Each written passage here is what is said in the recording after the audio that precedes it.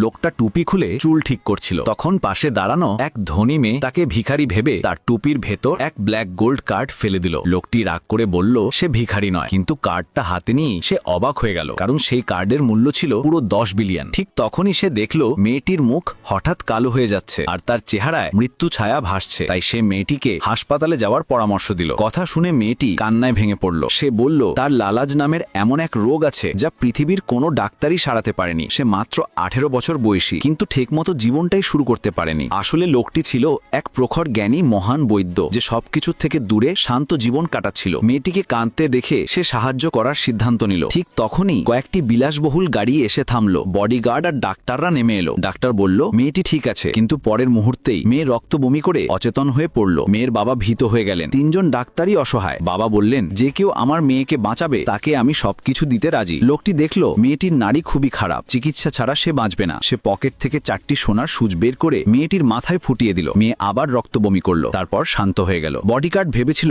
সে হয়তো মেয়েকে ক্ষতি করছে, কিন্তু পরের মুহূর্তেই মেয়ে স্বাভাবিকভাবে জ্ঞান ফিরে পেল। মেয়ে বলল তার শরীর এখন খুব হালকা লাগছে। ডাক্তাররা পরীক্ষা করে দেখল তার নাড়ি পুরোপুরি স্বাভাবিক। সব কাজ শেষ করে লোকটি নিজের সেই সাধারণ ঝাড়ুদারির চাকরিতে ফিরে গেল। কিছুক্ষণ পর তার প্রাক্তন হবু স্ত্রী সেখানে এলো তার নতুন বাগদত্তাকে নিয়ে। সে জানাতে এসেছিল যে সে সম্পর্ক ভেঙে দিচ্ছে, কারণ লোকটির বাবা কোম্পানিটি অন্য কাউকে দিয়ে দিয়েছে এবং লোকটি এখন প্রায় বেকার। সে একটি চেক ছুড়ে দিয়ে বলল চাইলে যত খুশি টাকা ভরো, আর নিজের দামি ঘড়ি দেখিয়ে তাকে অপমান করলো। তারপর বলল তুমি তো আমাকে শুধু পাথরের মতো নিরর্থক জিনিসই দাও, বলে সবার সামনে সেই পাথরটি ভেঙে ফেলল।